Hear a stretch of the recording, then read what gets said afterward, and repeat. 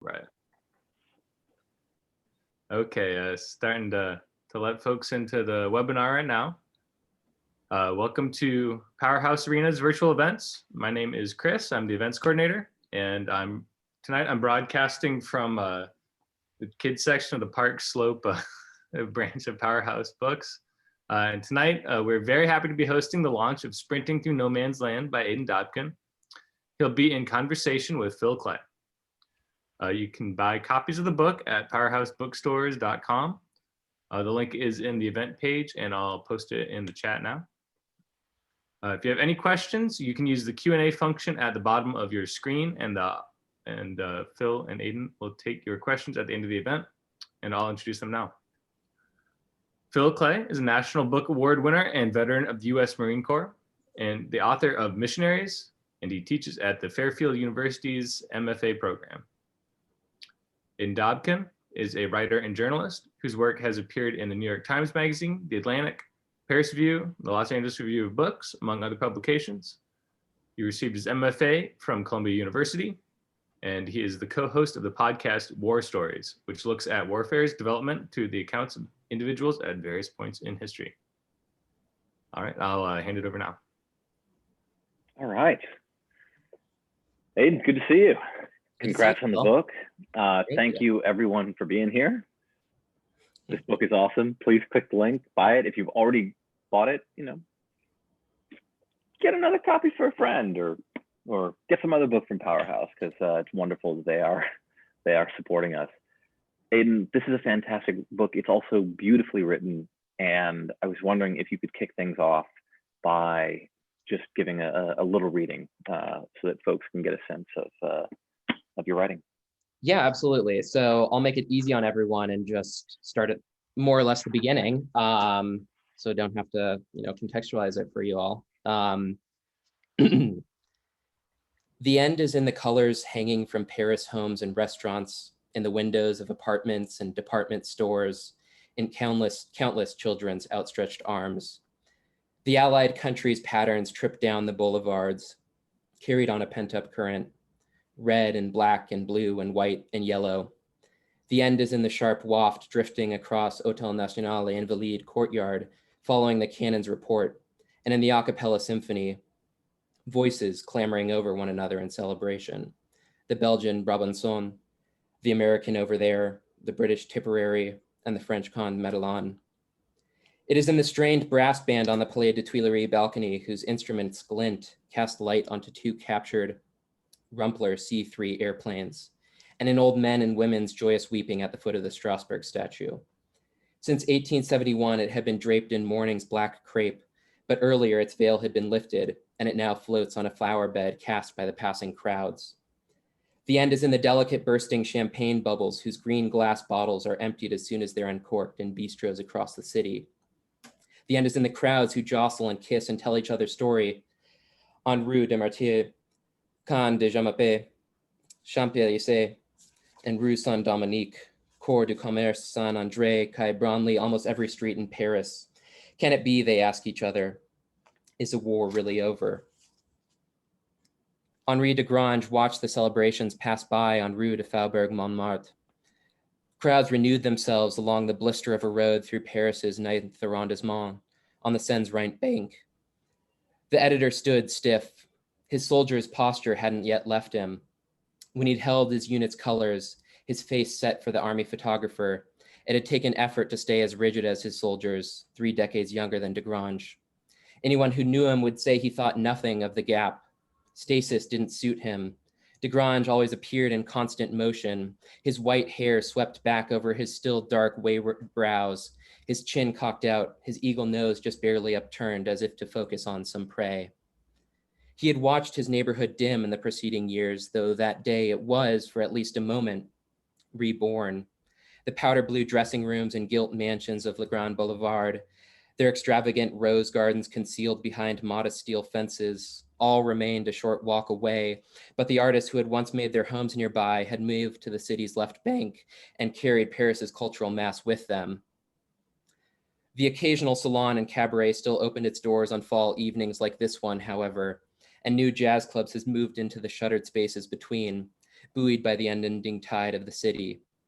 Desgrange, the editor-in-chief of the sports daily L'Auto, could look out his office window and see the corridor that led to Bouillon Chartier's entrance, where waiters scribbled out customers' receipts on unfussy paper tablecloths.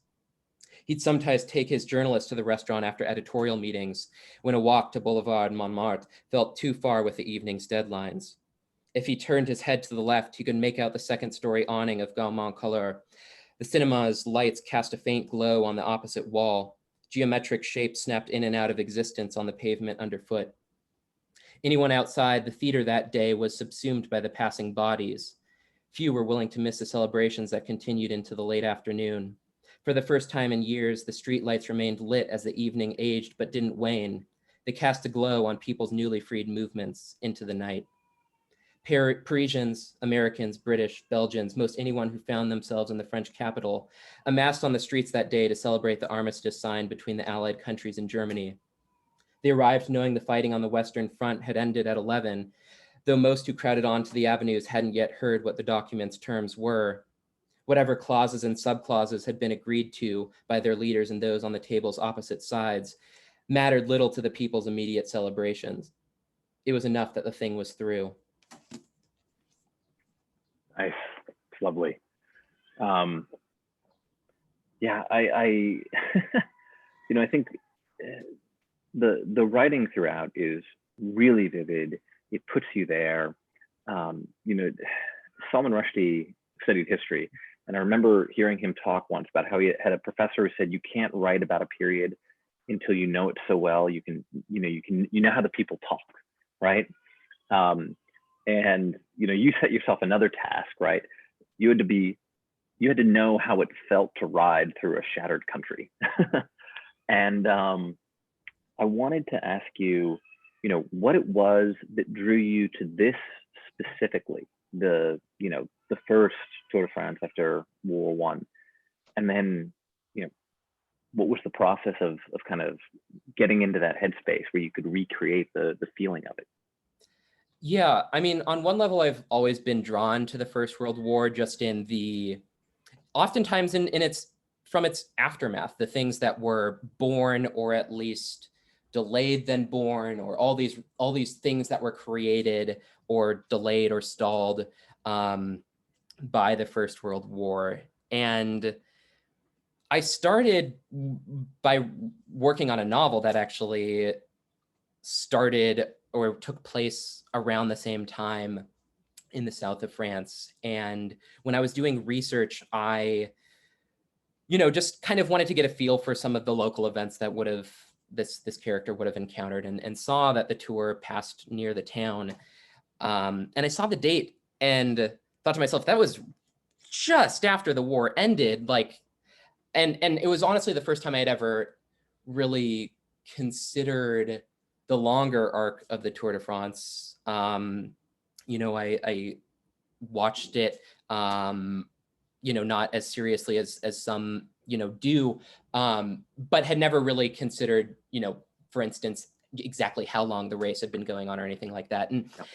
And once I started to see just the basic kind of Wikipedia page of the 1919 race, which just gave at the time, the bare minimum of details, which were, the stages, how many started and finished, and where the stages went. And with that information, I could see that, first of all, most people who started the race didn't finish it.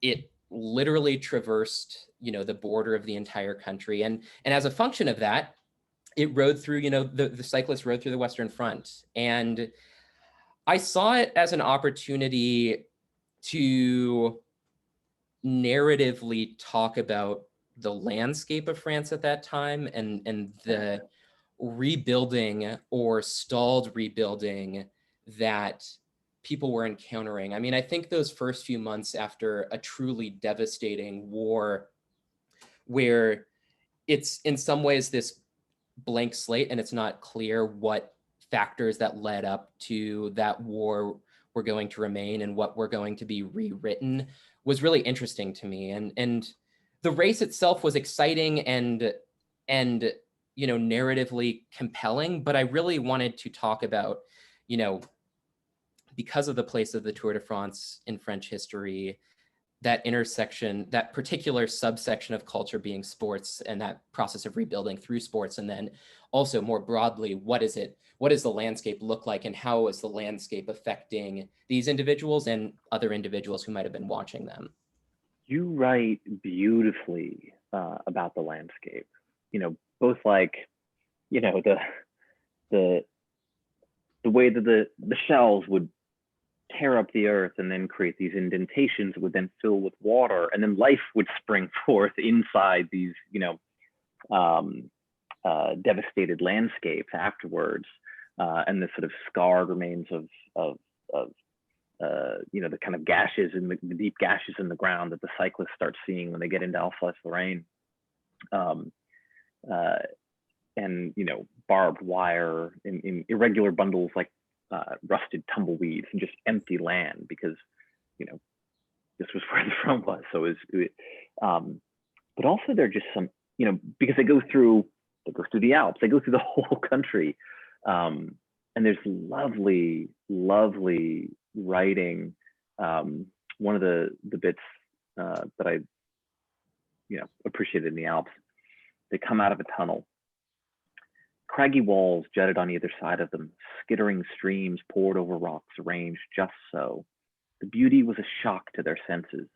They rode toward peaks in the distance, not so large when the cyclists first regarded them, but which towered over them as they pedaled on a low path just barely in the mountain's shadow. They had known all along, of course, that these places were here, but they had not seen them in years. Not even war could destroy these features. And so, as you're going through this book, and you get a sense of it in that passage, even the parts of France that are not marked so much by the war are marked by the war, right? Yeah, almost in kind of I think one of the themes that I was thinking about a lot in the course of writing it was the various timescales that exist in the Tour de France, as well as in how the war upset those timescales. I mean, I was fortunate enough to, not kind of recreate the entire route, but I tried to drive through and walk through the places that I knew were going to be particularly important to my own kind of just sensory desires. And you didn't want to bike it? I thought about it, but my cop-out answer will be that I wasn't going to be able to recreate the 1919 cycling experience. Yeah. You could have recreated the 1904 experience though, and did what one of the guys did, where he put a cork in his mouth that was tied to a string, and the string was tied to the bumper of a car that was pulling him. That was his way of cheating. Yeah, it's almost some vaudeville act or something like that. It's the worst idea ever. I mean, if you have strong teeth, yeah, it's so, one of the there's all sorts of fascinating things about the book, and as you mentioned, it's through this very specific moment, you have these this entry point into all different aspects of culture, including like race and like cycling and women, right? And their relationship to the sport at the time, and like what it meant in terms of its relationship to women's political ambitions, right? You quote Susan B. Anthony saying, "Let me tell you what I think of bicycling.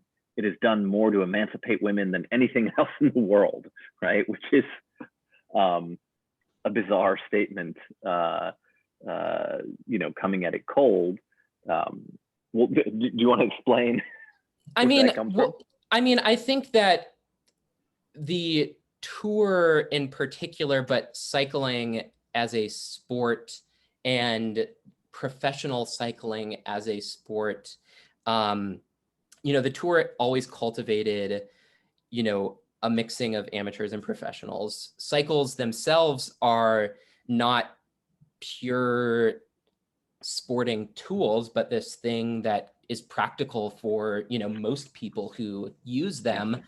And all of that is heightened in the Tour de France in the course that it covers and the way people interact with the cyclist, particularly back then. There's this, close proximity between those who watch the race and those who ride in it. And, the organizer, Henri de Grange, really did a good job, and kind of, Roland Barthes wrote about the Tour de France as an epic, and it is an epic, but it's also this like practical national story. I mean,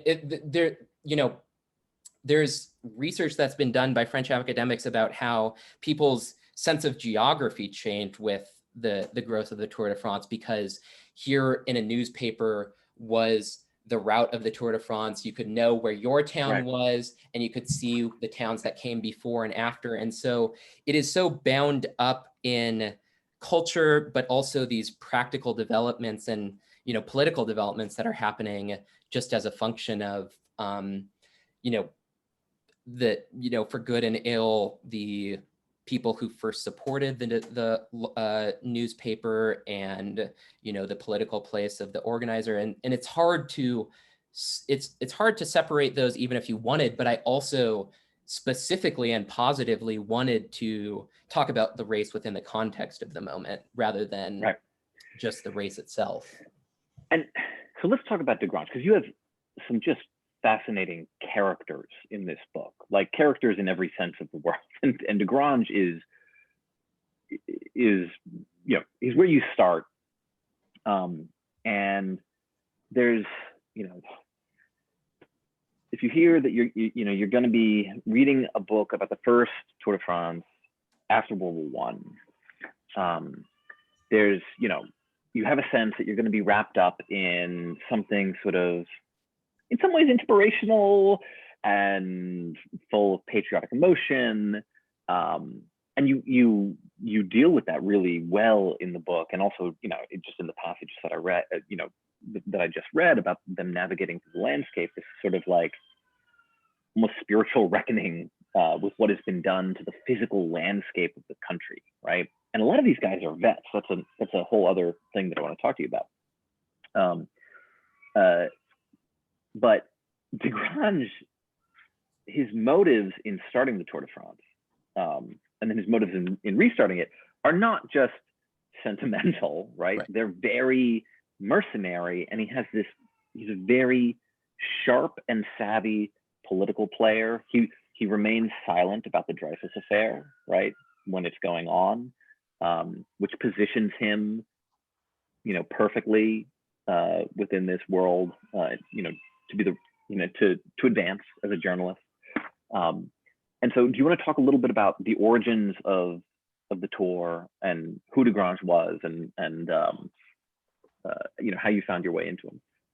Yeah, he is one of those larger than life characters that it almost feels like a larger task to write him than someone who's perhaps more understated, because at times it's hard to separate and get the meaning through all the pomp and circumstance.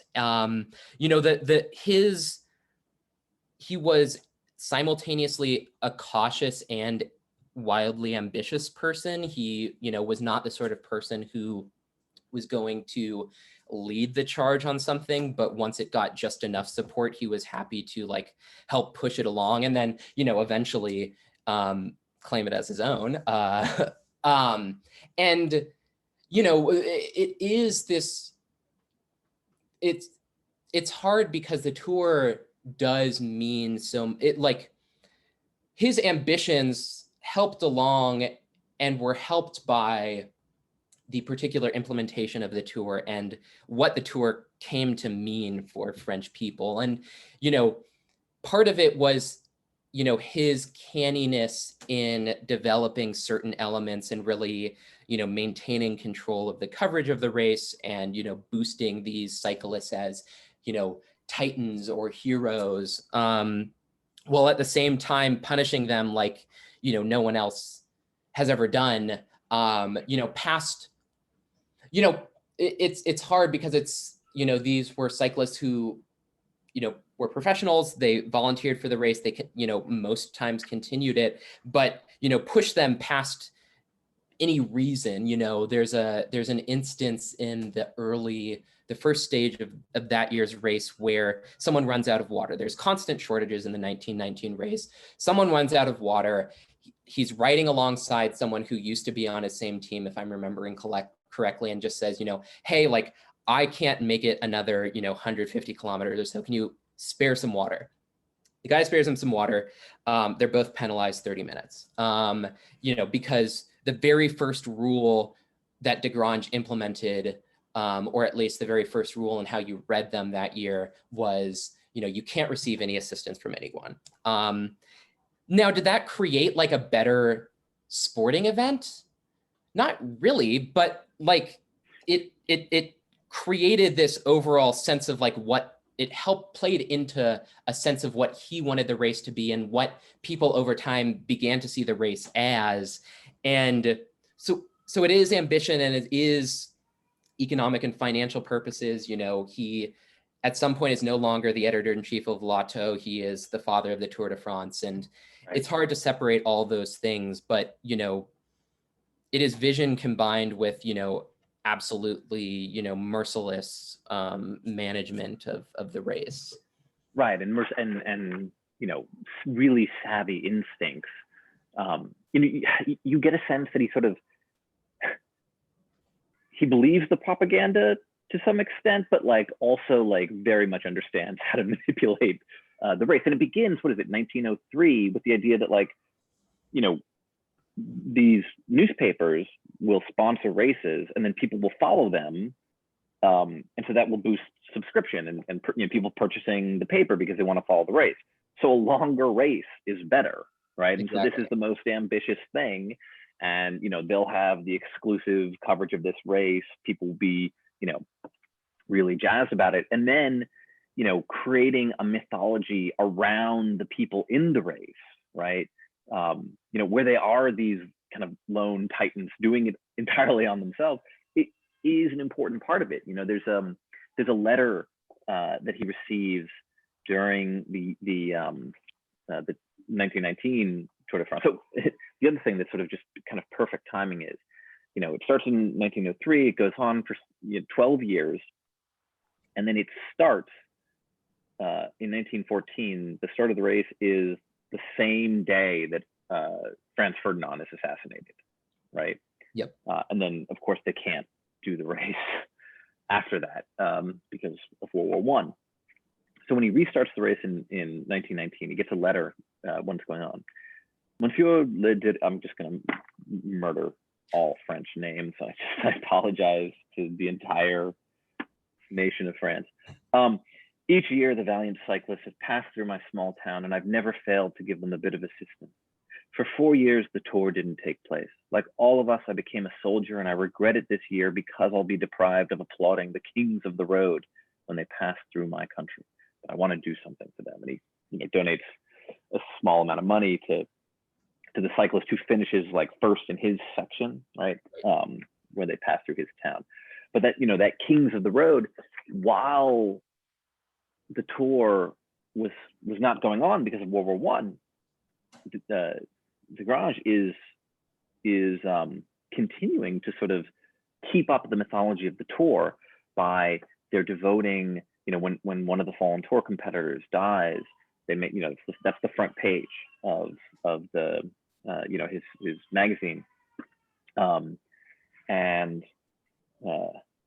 at one there's after a bunch are killed, there's one of them dies, and he writes, Olier, Holmes, Faber, Boudin, Engel, and now Lafitte. I'm sure I murdered all those names.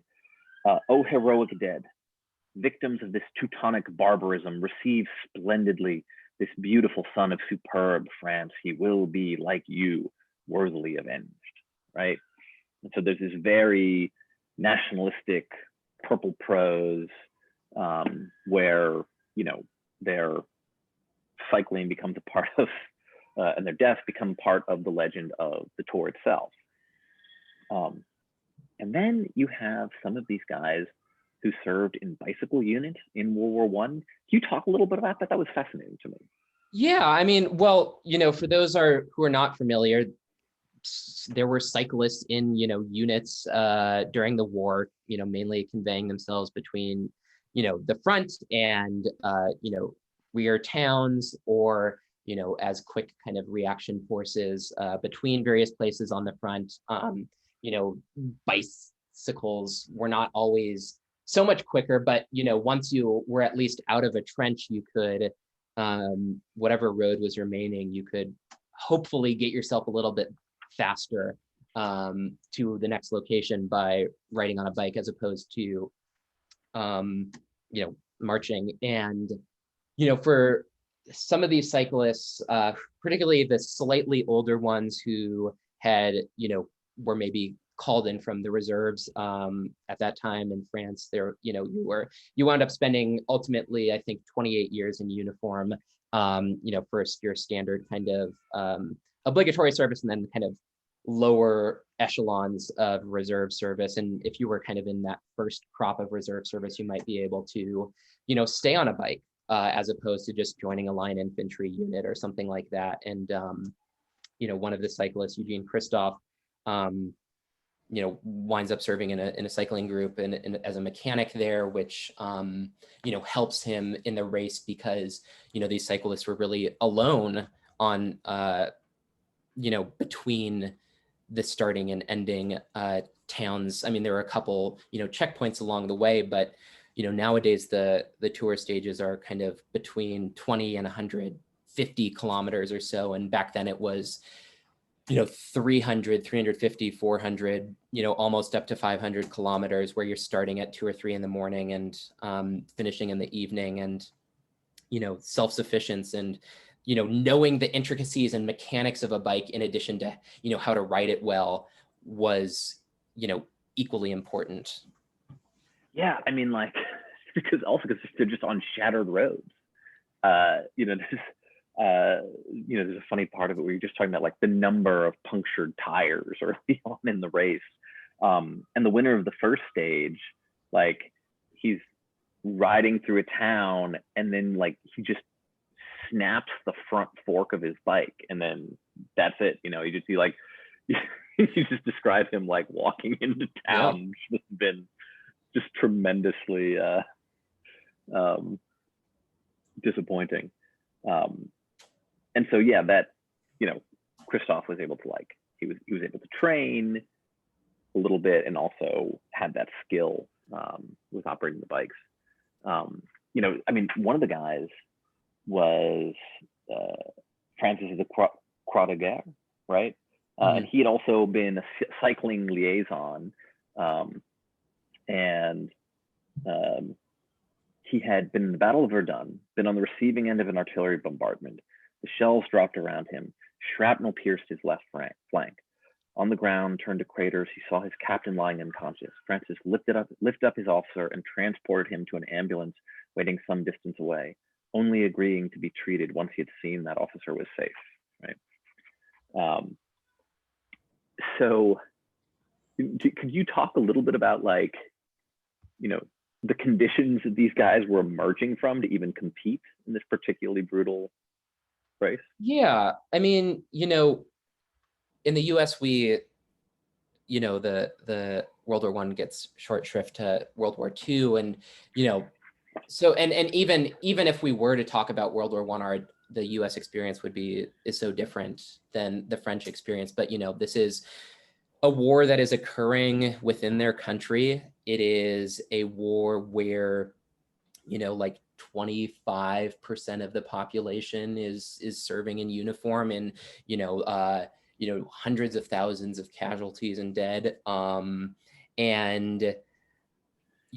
obviously, if you were called, because there were 28 years of obligatory service in one way or another, you were going to be in uniform. And due to the fact of France being, the war occurring on French territory, there are instances of, old men who, are wearing their uniforms from the Franco-Prussian War, who are trying to sign up. I think, not to go back to de Grange at all, but I think, an interesting element of, when you mention that someone who believes, his own propaganda is, yes, wild and rambunctious nationalist and like, purple prose and talking about the race as an epic and like a French, national event. But he also winds up joining as a regular poilu, as an enlisted poilu, like in I think 1917, when the war is just looking awful at 50 something years old, and and not asking for any particular unit or anything. I think he joins like the 150th Line Infantry units regiment, so just like a normal ass line infantry unit, and fights in the war and winds up becoming a lieutenant. And so it is during those years, every corner of one's existence, even if you're not in uniform, is wrapped up in the experience of the war, and whether that's labor relations or suffragettes who are deciding to put a hold on their campaign in order to just support the government for a period of time. And the cyclists themselves, for the most part, simply couldn't compete or train during that period of time. Even those who were in cycling units, like maybe got a chance to go on leave like once or twice to compete in a day-long race, but their avocation was stalled during that period of time. The best years, for many of them, the best years of their cycling careers, they just weren't able to take part in.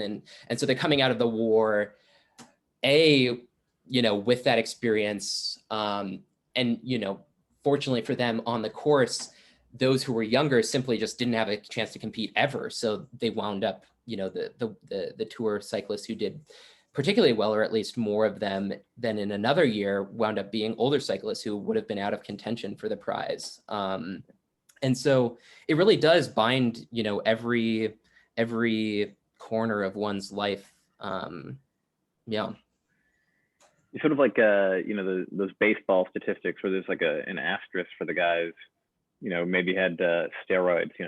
Just give like an asterisk for all the cyclists who didn't have to serve in World War One. Right. Yeah. Which is, like there's one Italian cyclist who I think got most of his service done prior to the war starting. If I'm remembering correctly, like a couple Belgian guys who, the country was rolled over so quickly that there wasn't even an opportunity to fight. But for the French cyclists, and even the Belgian and Italian cyclists still wound up. It's hard because there's not at the time. I mean, there is the Giro d'Italia, which is like the Italian version of the Tour de France, started, I believe, in 1909. So it had been going on for a little bit, but still, there's in some ways nothing like the Tour de France, and it's hard to train for something that you can't. It's impossible to kind of recreate that experience unless you're just doing it. And so during those years, it's just there's no quite way of making up that lost time. You were talking about Desgrange and there's a real commitment to what this race could mean, right? Even if he is, commitment to the nation, he actually puts himself on the line. And there's a passage that gets at that. And I want you to talk a little bit about, what he thought this could do for people and what you think it did. But I'll read this very quickly. So some towns were given to the war as martyrs. The government had already deemed them irreplaceable, at least in physical terms. Next to nothing stood where streets once ran through their center. The towns, politicians decided, could be moved elsewhere. They could be recreated with old plans and local memories. Whose house stood next to the butcher?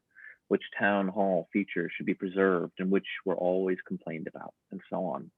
But they couldn't exist where they had once been. At the Meuse Argonne, Desgrange had witnessed that putty knife of the war, flattening the landscape and whatever features had once existed. The people won't leave the war behind. Nothing could cause them to do that, not entirely. But maybe their eyes could be directed elsewhere, at least for a time. Let them see that the scarred country still had its strength, its elan, even if that sinew was not what generals thought it to be in the war's first days. Yeah, I mean, I think that Did he for succeed? the I How cynical are you, and how I'm very much do you want to cynical. get?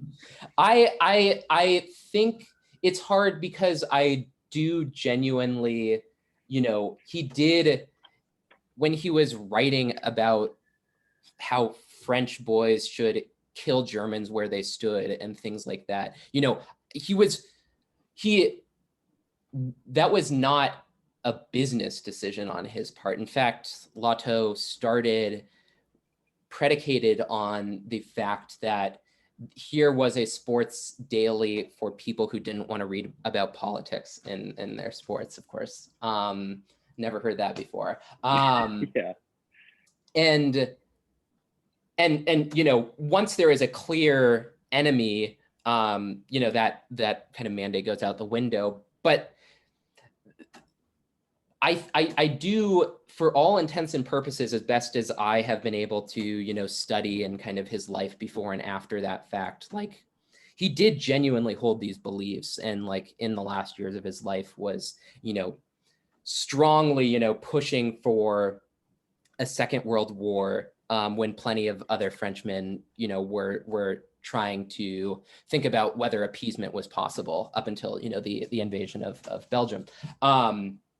And so it's hard to separate, the business and financial interest and the fact that he had an interest in his legacy as the father of the Tour de France at that point with these very clearly and deeply held beliefs. I think that he recognized the populist nature of the event, and in part cultivated that. And so to the degree, I think that he knew he could kind of shape the narrative to his political views, and it could align in a way that worked out to everyone's benefit. I think that, ultimately the 1919 race, the whatever emotions it cultivates, are ephemeral, maybe obviously, and of course, because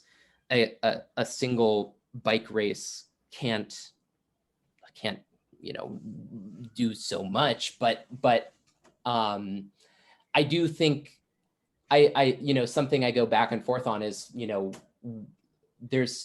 can still be a value in that ephemeral emotion. And I think that his political desires aligned with, I think, a popular feeling at the time, to see this new shape of the country, or old shape of the country, pre-Franco-Prussian War, to like have those cyclists ride through territories that had just been won back.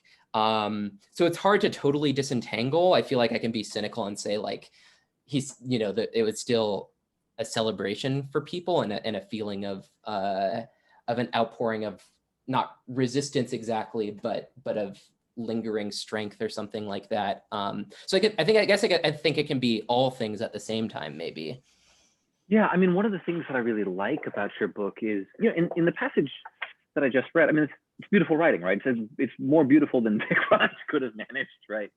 And you feel it, right? You feel how, people would have wanted this, wanted some sort of collective thing. And not that so much would rest on the Tour de France itself, but that this would be one of a variety of public occasions for people to feel bound together in a particular mood, and to feel rejuvenated in a particular way. I mean, it's sort of the question of what are we doing when we attend sporting events in general, and why are sporting events so tied up with place, with region, with city, right? You know, what are they offering us in terms of that like need that we have for a sense of collective identity that's important, and that we don't have a lot of rituals for in the modern world. Right. And I think the unique thing about the tour is it allows both the hyper local and the larger to exist at the same time. And you know, there's a debate to be had about how strong those ties are these days with a much more internationally focused race. But even you know, that's a separate topic, probably outside the scope of this conversation about, you know, what the modern day race looks like. But, you know, you still see, you know, for all the ways the race has changed, just people lining the roads and having that proximity to cyclists, not because they paid an exorbitant sum to be there, or at least for many of them, but because the route happened to pass through their town, sometimes because the town paid them, you know, exorbitant fees to, you know, license, you know, to have that happen. But still, for the average person, or, you know, on the stretches between towns, you know, you can still just do that. And I think that, you know, speaks to kind of one of the core appeals of the race and one of the things that really differentiates it from so many other sporting events. Right. I should note, folks who are watching, if you want to ask questions, we're going to do that in a few minutes. Just type your questions into the Q&A box that should be there on your screen, and then I'll be able to read them and ask any questions that you have for Adin. So I wanted to ask you just about, in terms of the cyclists, you have these fantastic characters. We've touched a little bit on a few of them, but were there any that were your favorite characters to write about, or whose stories particularly captured you? I'm avoiding, by the way, telling the audience who won, because even though you can look it up, don't look it up, right? Like, when I was reading this, I was like, I was so invested, right, in this race and these guys who are having such a hard time. Was there anybody you particularly liked?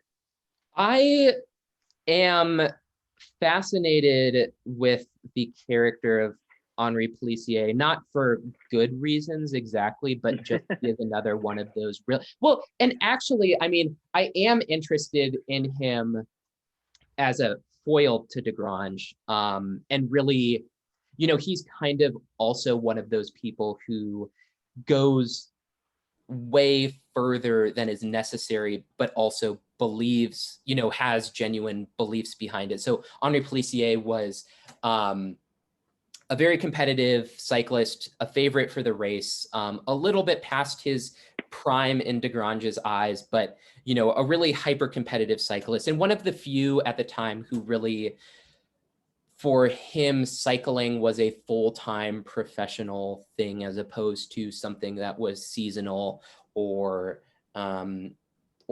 amateur. But, you know, really, you know, wants things done in a particular way and really hates how Desgrange has decided to run the race. And so it's this interesting and so, you know, a multiple kerfuffles, I'll just say, like, you know, between him and the other cyclists and him and Desgrange, but stemming from this desire that, like, cycling should be treated professionally, cyclists should be treated as professionals, they should not be, you know, used as, you know, pawns on this, like, changing course that Desgrange had never rode on himself, like would never ride on himself. And so it does stem from this deep well, and in a similar kind of parallel trajectory with Desgrange also volunteers to fight in the war when he's not specifically called upon. So from this deep well of sincere motivations and just taking it way too far. And that's interesting. I mean, it's over the top, but still interesting to examine those sorts of people, because I think we're so accustomed when we hear those most like extreme outward absurd forms of behavior to expect that they're totally cynical, and like if that person was in a different position, of course they wouldn't, you know, stand up for their beliefs, and if it wasn't to their own benefit. And, you know, and that might be true, but it so happened that they really did stand up for their beliefs at very particular moments in time. And it's kind of refreshing to, I don't know, like see people, even if, you know, you kind of disdain them and relate to them at the same time, to see them like just standing up for something. It's the very particular athlete complaining about the administrators, like being a little bit of a prima donna at times, Yeah. but also like a very genuine, yeah. He's one of several really fantastic characters. So we have some questions. What parallels would you draw with the tour this year? I think you see the lingering difficulties that exist in the race between what is best for the cyclists and what is best for those who watch the race and those who manage the race. You know, the race is so different in countless ways, but between, you know, the types of cyclists who do well, the ways in which they're supported both on the course by other cyclists, but also in support staff, trainers, et cetera, in the fact of international teams and the prominence of teams as opposed to individuals. And so the race, you know, is, apart from the fact that it kind of goes around most of France these days, like, is unrecognizable. But, you know, you have, if any of you have been closely following the race, there were a couple massive pileups on the first day alone. You know, one of which was caused by a fan holding a sign, another of which was, I think, poor luck, but a factor of cyclists just getting better and faster and stronger and having the support to do that. And just crash after crash, like, on June 29th, the cyclists protested at the start of the race, all of these crashes and whatnot that have been happening. And it, once again, I think, just gestures to cycling as kind of this complex, and in many ways, you know, we're seeing this in college sports, in what happened with the French Open this year with Naomi Osaka, this really complex and difficult relationship when you have these kind of heroes or para-heroes who make financial gain for these kind of administrators, and figuring out a balance, and those athletes standing up for themselves against those administrators, and those administrators standing up for their own financial interests, and the fans existing at some nebulous place between them. And that's kind of something that's always existed in the tour, and is a really interesting dynamic that I think is still at play today. I'll add one of my favorite bits in terms of the differences. When they get into Marseille, there are no like accommodations for them, and so they end up like having to scrounge around to figure out where they're going to stay, and they end up in flop houses, and they're like sharing rooms where they're all getting bed bugs, and I'm pretty sure that doesn't happen today. Yes, yeah, I there's, and then this too, just again, like there's all this, like the constant context when they're in Marseille and they're like flop houses with their bed bugs. Outside their rooms, La Fête Nationale erupted. The soldiers who had watched over the finish line paraded down the Marseille streets, celebrating the storming of the Bastille 130 years earlier. Along the Esplanade, locals lit off fireworks. In Paris, victorious generals joined the troops who marched beneath the Arc de Triomphe, Folk, Geoffrey, and Pétain riding on their horses through the Parisian streets. 1,000 French soldiers mutilated by the war marched in front, which I imagine also gave a radically different feel. Yeah, I mean, you know, for all that it, you know, the way just a book works is you can only focus on so many things, but, you know, it is that kind of first blossoms of like life existing again. And I did want to, yeah, once again, you know, gesture to the larger world that was just starting to not even necessarily be formed yet, but like those first inklings of like what it could be and what it shouldn't be, and whether those aspirations lined up or not, is something that I think the reader has to figure out for themselves based on their knowledge of history, which hopefully isn't too difficult. But like I think there's value in kind of understanding that first like exuberant outburst and being able to like, I don't know that I think it's too much to ask to like actually be able to recognize that in the moment, but like hold history and that like exuberance and the possibility at the same time. Yeah. How long was your research process for the book? It was, I mean, essentially 2.5 years until I kind of, in the process of, well, probably 3 years in total between, before the book was even a thing. It was just, an idea and then a proposal and whatnot. And, I fortunately had the kind of, I was, hesitant to rely too heavily on Lotto's coverage of certain elements of the race, just because there is this strain of Tour de France hagiography that exists, which is hard, which is particularly difficult in the early years, just because Desgrange covered the race exclusively. But fortunately, also my desire was to talk about the world surrounding the cyclists as much as what they were doing in the race itself. And so, it relied on those those very detailed itineraries to like, I had a Google Earth map that I created for myself between like every street that still existed and like what streets were maybe like the closest corollary that like existed these days, just to like figure out like when they would have been seeing things, like what they would have possibly been seeing, like aligning with like local coverage and what I knew about the state of the world at that time. And then, writing through those areas. And it was a very like locationally based research process. Yeah. We have another question. How were writers treated differently if they were a veteran or not? It depends on what lens one is looking through. I think that you don't see too much of a difference in coverage simply based on a writer's past experience in the war.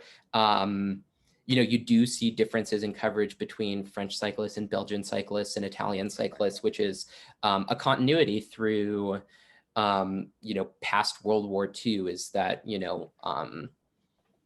it's always better when there's a French cyclist who's winning the Tour de France. And, Desgrange's own political ambitions and views, only heightened that element. There's a huge, super interesting chunk that doesn't exist in this book about the years leading up to World War II, like right towards the end of Desgrange's life, when he's kind of handing off the reins to the next editor-in-chief. And he winds up dying 2 months after France is invaded by the Nazis. And there is that period of Lotto's coverage is mostly lost to history because they wind up putting some archives on a train bound for Marseille, and it disappears on the way there. So there's not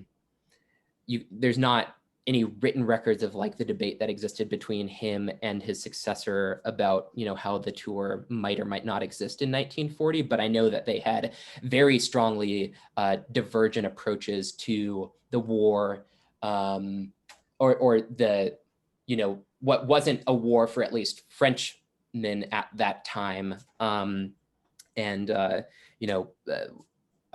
His successor winds up being brought up on charges of collaboration and things like this. And, things that Desgrange, of course, never, like, you couldn't imagine Desgrange ever taking part in for all his other faults. And so there's just so many interesting, where like the tour really is bound up in so much contemporary French history. Sometimes by ambition and desire and a positive decision to do that, and other times by happenstance and an inability to avoid world events. What do you think it says that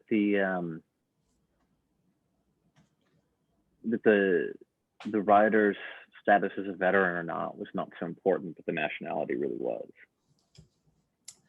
I think it gestures on a simple level to the universality of the experience of those cyclists at the time.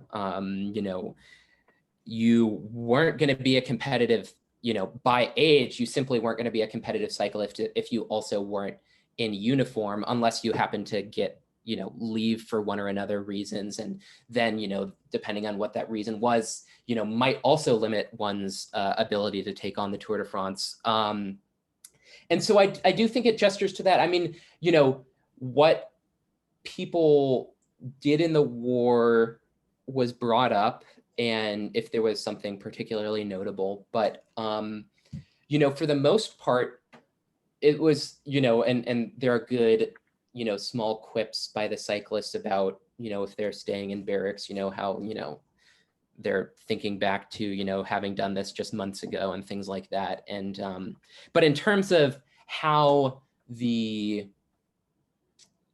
race and the administrators and the people viewed them, it was kind of, I think, you know, taken for granted, and it would have been more strange to hear that someone wasn't in uniform, but that also, you know, wasn't exactly brought up.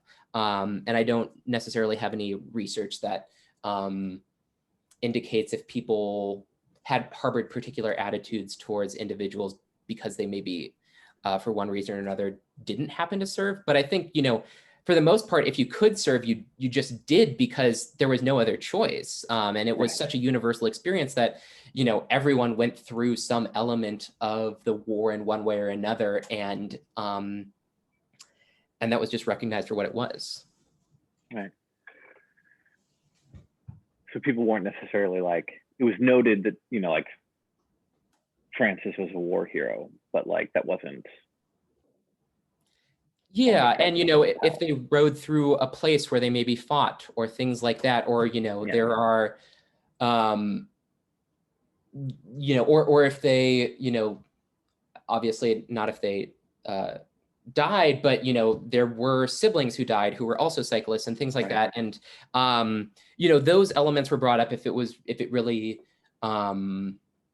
if it defined the cyclists in a particular way. But I think for the most part, they were all, you know, the universality of the war experience meant that it wasn't a defining feature. So it was less commented upon. There's a massive amount of material you deal with, one of our attendees says. How did you even begin organizing and structuring it? So, you know, fortunately, I had the backbone of the race itself. You know, it's very nice, particularly in nonfiction, to just like have an event of the right scope for a book. Like, and you don't have to kind of like figure out, okay, how do I make this feel like something that's book length as opposed to a magazine story or something. Like, I knew the race was big enough to like exist in a book, and I knew what intellectual desires I wanted to tell. And I started by, you know, I tried to bind myself to the landscape and the locations they were riding through as a way to guide my research efforts, to guide, you know, the narrative itself. And there are interstitial chapters that I think for me were one of the first things I wanted to bring into the race, because I view the race and the people who cycle in it. I think if I had to like embody their mind or really peer into their mind in a way that I'm not able to, like, I feel like the race itself is such a tunnel vision sort of thing that the process of rebuilding for them like doesn't exist while the race is going on. It's kind of like a day-to-day survival sort of thing. But the larger story was one of rebuilding, or this very preliminary moment of like trying to figure out what rebuilding looks like. And I wanted to talk about, you know, I came to this book because of the cultural birth that existed after it. Or that was, you know, when I was thinking about it from a fictional lens, you know, that was the way I saw it. And then I eventually came upon the 1919 tour and all it stood for and the particular place of the race for Frenchmen at that time. But, I wanted to talk about how people were rebuilding or not being able to rebuild at that time in a way that while the cyclists are carrying out the process of cycling, they're just trying to get to the end of the day and the next day and the day after that. And I wanted to talk about what it really looked like. So still based on location or theme, in certain moments that talked about those people who were able to kind of start thinking about what the world should look like after the war was through, all the while, hewing as close as I could to those locations the cyclists were passing that would really drive the history I was considering, obviously the events of the race itself, as well as the sights, sounds, smells that they would have been encountering. Well, it's a really beautiful job. It is a tremendously compelling read. It's fascinating. There are all these, little corners that just like come alive and spark all these thoughts as you're reading it. I could probably continue talking to you about this book for a long time. We have come upon our time, so I think we should probably thank Powerhouse Books. Say again, folks, if you please click on the link, which is in the chat, I believe. Yeah, it's in the chat. There it is. Page 2. Yeah, and thank you, Adin. This was fantastic. Thanks so much, Phil, and thanks to Powerhouse for hosting this. Yes, thank you, Adin. Thank you, Phil. Thank you, everyone who asked questions. And if you missed any of the event for any reason, we'll have it on YouTube. And buy the book. Thank you.